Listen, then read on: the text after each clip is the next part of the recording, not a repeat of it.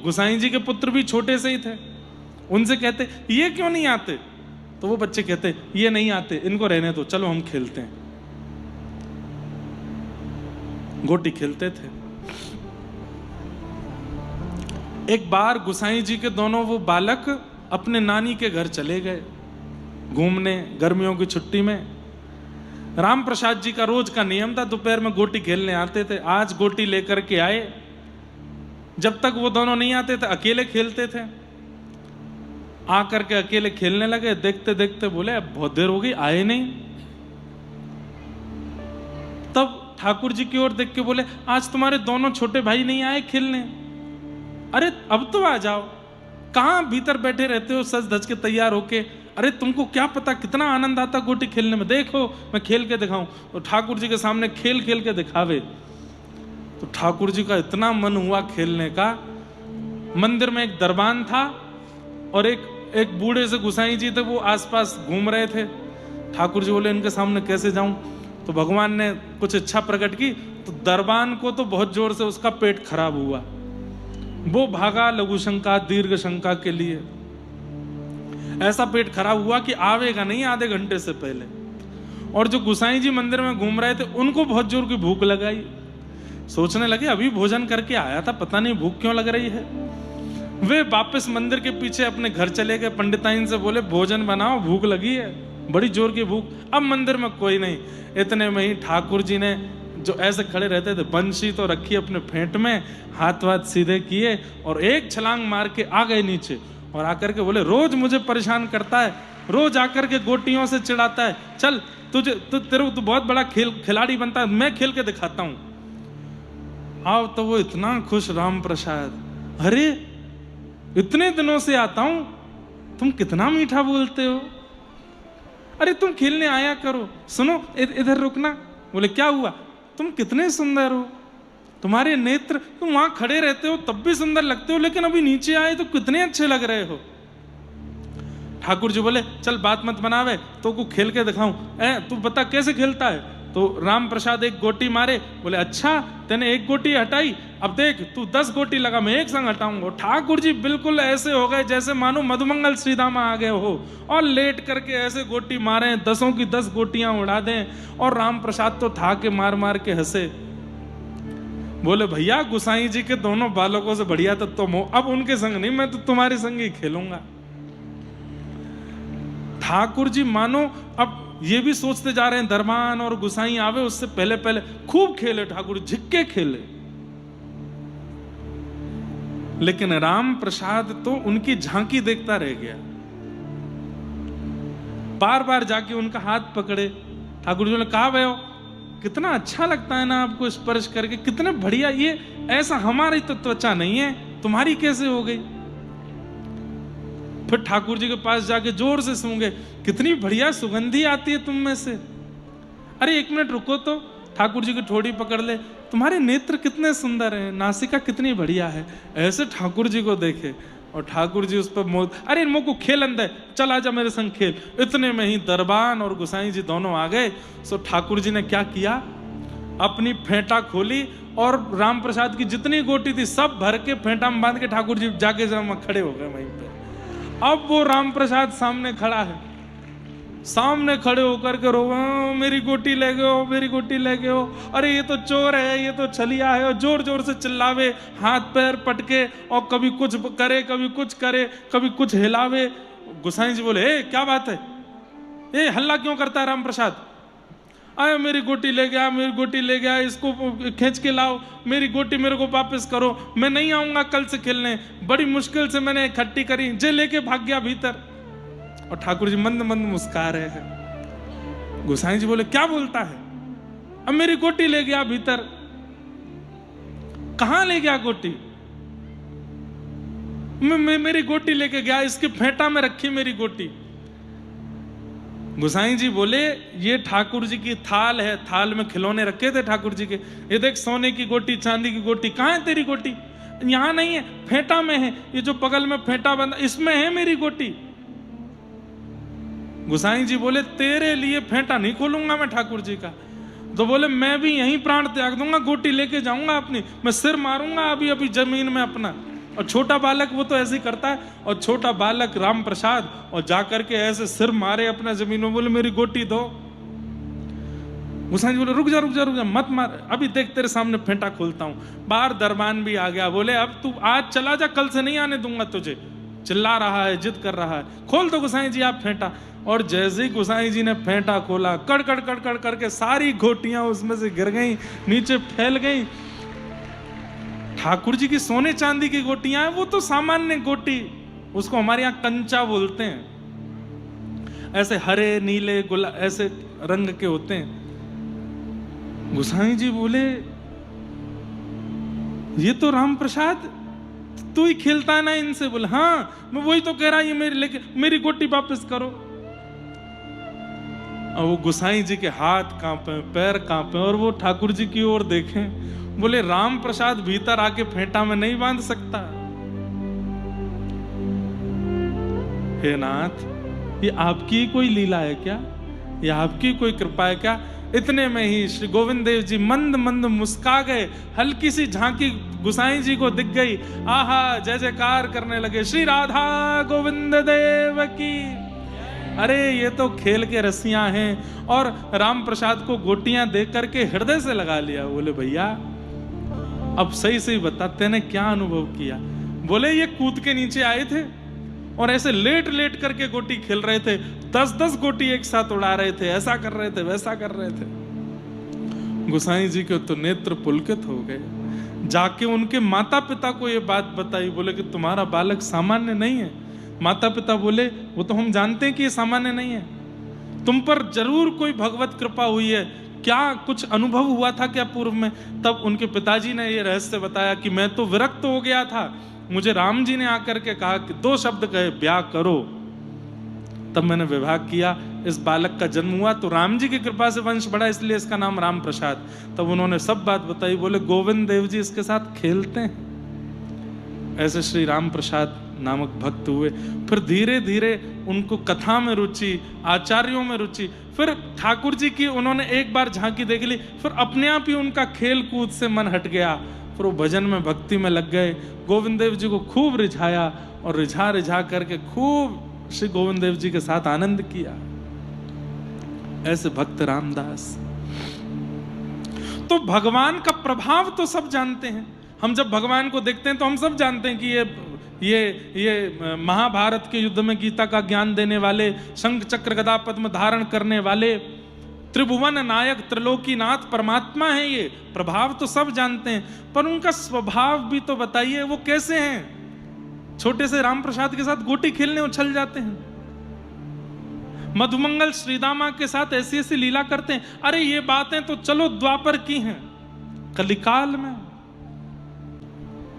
आहा अबीर गुलाल उधरी तरंग, माझा घरे नाचे माझा सखा पांडुरंग, नाथा घरी नाचे माझा सखा पांडुरंग। वहां दूर श्री नामदेव जी महाराज कीर्तन कर रहे हैं और पंडरीनाथ खड़े खड़े रुक्मणी जी से कह रहे हैं, हे रुक्मणी जी। बोले क्या? थोड़ी देर मेरी जगह खड़ी हो जाओ आप। बोले क्यों? बोले नामा कीर्तन कर रहा है, मेरा मन कर रहा है मैं जाके थोड़ा मैं नाच के आ जाऊं, इतना सुंदर कीर्तन चल रहा है, मेरा मन हो रहा है मैं वहां पहुंच जाऊं। रुक्मणी जी बोली ऐसे कैसे चले जाओगे? बोले थोड़ी देर के लिए चल, ये सब दर्शनार्थी खड़े हैं, इनको दर्शन कौन देगा? बोले थोड़ी देर आप आ जाओ ना, आप भी तो मेरी तरह खड़ी हो, क्या पता चलेगा कि मैं हूं कि आप, मैं थोड़ा चला जाता हूं। रुक्मणी जी बोली वहां जाओगे, कीर्तन में विक्षेप डालोगे और आपको देख करके नामदेव जी कीर्तन छोड़ देंगे, सब लोग उठ करके खड़े हो जाएंगे।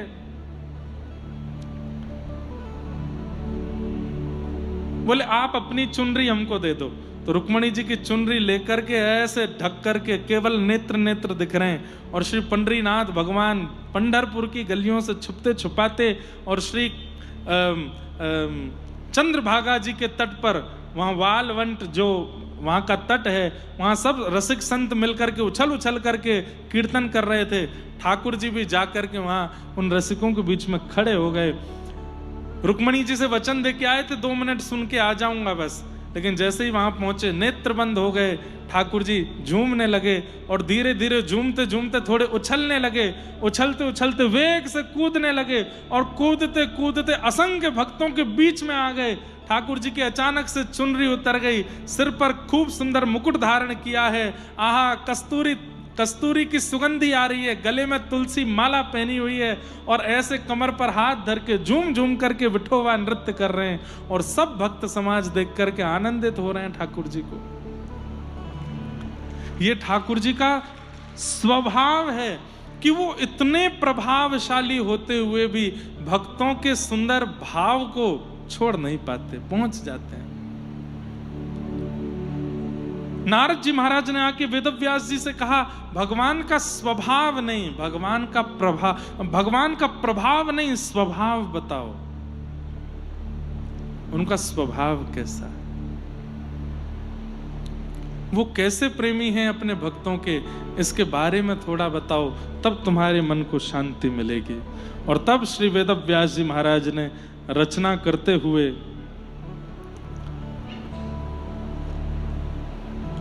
ध्यान लगाया, समाधिना अनुस्मर तद्विचेष्टितम्, और समाधि के बाद जब रचना की है, आहा, भक्ति योगेन मनसि सम्यक प्रणिहिते मले अपश्यत् पुरुषं पूर्वं मायां च तत्पाश्रयाम्। ऐसे एक भाव की रचना की जहां माया और परमात्मा विलग दिखने लगे। अभी क्या होता है, हमको परमात्मा भी दिखते हैं और परमात्मा के संग माया भी दिखती है, लेकिन ऐसे ग्रंथ की रचना की जिसको सुनने और पढ़ने के बाद माया और परमात्मा अलग अलग हैं, ये भेद हमारे सामने स्पष्ट हो जाएगा। संसार माया है, परमात्मा की भक्ति उससे अलग है, माया के संग भक्ति नहीं हो सकती। अभी हम माया और भक्ति दोनों एक साथ करते हैं, लेकिन जिस ग्रंथ के आश्रय से, जिस कथा के आश्रय से माया और भक्ति दोनों विलग विलग हैं, ये स्पष्टीकरण हो जाए, वो भागवत है। ऐसी भागवत जी की रचना की। लोकस्य जानतो विद्वांस चक्रे सात्वत समयताम। बोलो श्रीमद् भागवत महापुराण की भागवत की रचना की। और रचना करके श्री वेदव्यास जी महाराज ने अपने पुत्र श्री सुखदेव जी महाराज को ये भागवत प्रदान की और सुखदेव जी से कहा कि अब घर घर में, जन जन में इसको स्थापित करो। तब श्री सुखदेव जी महाराज गंगा जी के तट पर जाते हैं और वहां उन्हें परीक्षित मिलते हैं। परीक्षित जी महाराज को यही भागवत की कथा श्री सुखदेव जी महाराज श्रवण कराते हैं और 7 दिन में उन्हें भगवत प्राप्ति का अनुभव कराते हैं। इस प्रकार से भागवत जी सुखदेव जी को दी गई। सुखदेव जी ने फिर वही परीक्षित को सुनाई। प्रश्न हुआ कि परीक्षित कौन है, इसके बारे में हमें बताओ। इसको 7 दिन में मरने का श्राप क्यों लगा था? तो यदा मृधे कौरव संजयानाम वीरेस्वथो वीरगतिं गतेषु व्रकोदरा विग्धगदा विमर्श भृगनोरुदंडे धृतराष्ट्रपुत्रे। महाभारत का युद्ध अपने अंतिम पड़ाव पर चल रहा था और बड़े बड़े वीर गति को प्राप्त हो गए थे। उसी महाभारत युद्ध में अंत में विजय हुई पांडवों की। इन्हीं पांडवों का वंशधर ये परीक्षित है जिसको 7 दिन में मृत्यु का श्राप लगा था। इस परीक्षित की मां के गर्व को नष्ट करने के लिए, मातृ गर्भ में परीक्षित को नष्ट करने के लिए अश्वत्थामा ने ब्रह्मास्त्र छोड़ा था, पर ठाकुर जी ने गर्भ में जाकर के परीक्षित की रक्षा की। ठाकुर जी ने गर्भ में जाकर के परीक्षित की रक्षा की और वहां जन्म लेने से पूर्व ही परीक्षित को ठाकुर जी ने दर्शन दे दिया। ऐसे श्री परीक्षित जी महाराज, उनका प्रादुर्भाव हुआ, उन सबके भाव बताए गए, ठाकुर जी ने उनकी रक्षा की है।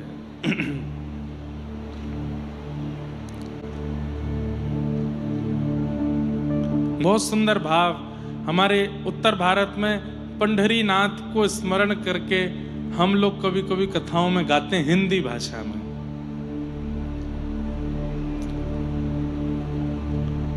सबके लिए वो द्वार खुले हैं, सबके लिए वो द्वार खुले हैं। एक ईंट पर विठल खड़े हैं, एक ईंट पर विठल खड़े हैं। कर जीवन कल्याण पांडुरंग भजले हरि का नाम, भजले हरि का नाम, पांडुरंग भजले हरि का नाम। हे भजले हरि का नाम, पांडुरंग भजले हरि का नाम, भजले हरि का नाम, पांडुरंग भजले हरि का नाम। विठ्ठल विठ्ठल जय हरि विठ्ठल।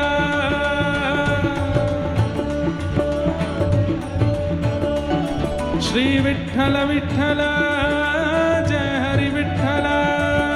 विठ्ठल विठ्ठल जय हरि विठ्ठल। हे भजले हरि का नाम, पांडुरंग भजले हरि का नाम, भजले हरि का नाम, पांडुरंग भजले हरि का नाम। ओ राम वही श्याम वही, राम वही श्याम आइए, राम वही श्याम वही,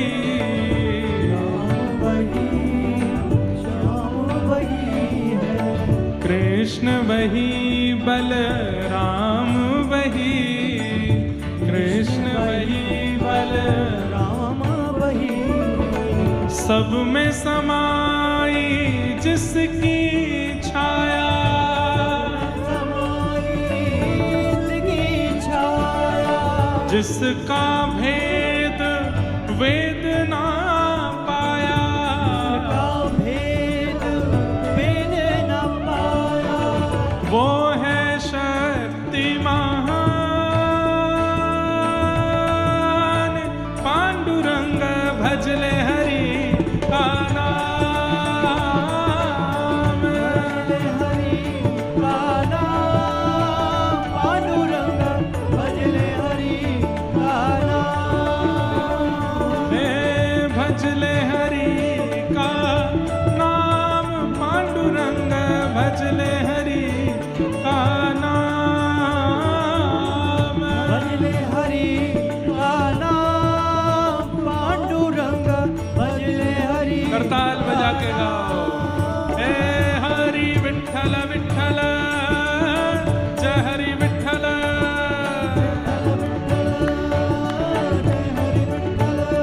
हरि विठ्ठल विठ्ठल जय हरि विठ्ठल। विठ्ठल विठ्ठल जय हरि विठ्ठल।